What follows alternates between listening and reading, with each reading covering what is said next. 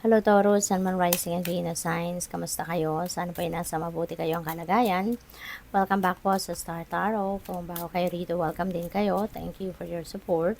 I truly appreciate it. God bless you all. Taurus, pauna mensahe po ninyo, surrender. Surrender your need to control the outcome. Just be with life in this present moment. Ayan. So, mag-ano na lang kayo. Tawag dito, surrender nyo na lang sa divine universe, no? Kung ano man ang klaseng outcome na gusto ninyong mangyari sa mga ginagawa ninyo.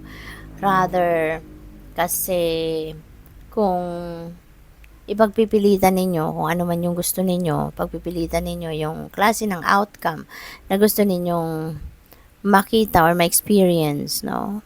Kung hindi naman yun ang plano ng universe para sa'yo, hindi rin ibibigay sa'yo. So, sayang lang din naman ang effort ninyo, mako-complicate lang ang inyong sitwasyon, 'di ba? So, rather than pushing kung ano yung gusto ninyo maging outcome, mag-surrender na lang kayo. I-offer nyo na lang yan sa universe, no? At makakaasa pa kayo na hindi kayo mai-stress.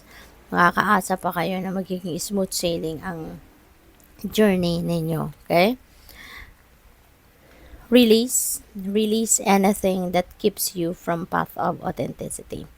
Yan. So, i-release mo na yung outcome. I-release mo na yung control ninyo sa outcome na yan. Ano? I-let go mo na. At saka, kung ano man yung mga nandiyan pa sa buhay ninyo, na alam naman ninyong hindi naman na nakakatulong sa'yo, hindi naman nakakapagbigay ng positibong epekto sa'yo, hindi naman nakakapagdulot ng saya sa'yo, might as well i-let go mo na, 'di ba? Might as well alisin mo na 'yan sa sarili ninyo kasi spread lang 'yan ng negativity, 'di ba? Kaya rather than doing that, let go mo na 'yan so that you can make room din para sa mas mga positibo pang pangyayari or sitwasyon sa buhay, 'di ba?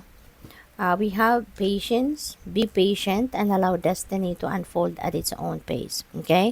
So, maging pasensyoso at pasensyosa kayo. Okay? Kasi sa ngayon, kung ipipilit ninyo yung gusto ninyo, maaring yun ay mauwi lang sa gulo, mauwi lang sa negative situation, hindi ba? Kaya, wag nang ipilit, no? Magpasensya, matutong maghintay, kasi 'di ba nga may kasabihan din na good things come to those who wait, 'di ba? Kaya matuto na lang tayong maghintay, okay? So, tingnan natin kung ano pa ang ganap.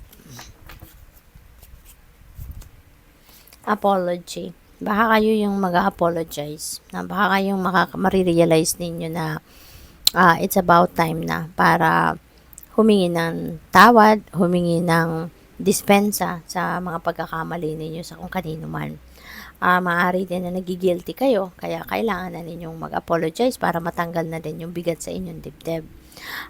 Possible then for some of you na baka kayo ang makaka-receive ng apology. Baka yung kung sino man ang taong nakapagdulot ng hindi maganda sa'yo, nakapagdulot ng sama ng loob sa inyo, or kung sino man na mayroong shortcoming sa iyo, baka siya din naman yung mag-apologize sa iyo. Baka siya yung hihingi ng inyong kapatawaran, no? So, what else? We have pride. Ayan. So, this is siguro something na baka mayroong kayong achievement or accomplishment dito, no? And you are going to be very proud of yourself, of who you have become, or what you have gained, or what you have accomplished, no? We have readiness. Maybe you are preparing for something new. Maybe meron kayong pinaplanong bagong ganap, bagong enterprise, bagong business, or bagong project. Baka meron kayong inaasikasong ganun, no? Kaya ngayon, you are getting ready for it.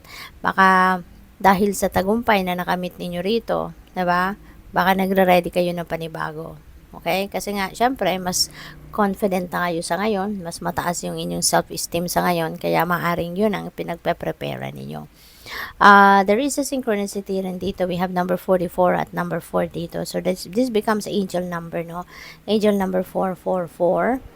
So, I suggest, pakitignan po ninyo ang ibig sabihin, no, ng angel number 444. I-google po ninyo. Ano po ang ibig sabihin ng Angel 444 for more guidance, at saka number 44, Angel number 44, or sa numerology, tingnan ninyo anong ibig sabihin ng number 44. Marami pa po kayong insights, information, guidance na mapupulot dyan. Okay?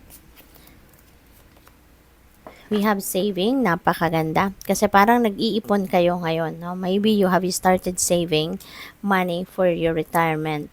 Pwede rin na panawagan ito sa inyo sa ngayon na magsimula na kayong mag-ipon, magsimula na kayong mag-save, no? For the future, para sa inyong pagtanda, para sa inyong pag-retire, no? Meron kayong mahuhugot na pera.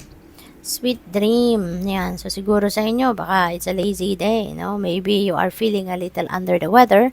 Kaya gusto ninyo na magpahinga lang, gusto ninyo mag-sleep in, gusto ninyo munang matulog lang, 'di ba? Maging komportable sa inyong higaan, maaaring ganon. Kaya, sige, deserve nyo yan. Deserve nyo yan, no? Kung tinatamad kayong magtrabaho, tinatamad kayong bumangon, sige, balaton nyo na lang yan sa sarili ninyo. 'Di ba? Kasi baka panay overtime naman kayo ng mga nakaraang araw, or baka panay trabaho kayo, busy kayo. So, ngayon, hinihingi din ang katawan ninyo na magpahinga kayo. We have friendship. Maaaring meron ditong bonding na gagawin ng iba sa inyo.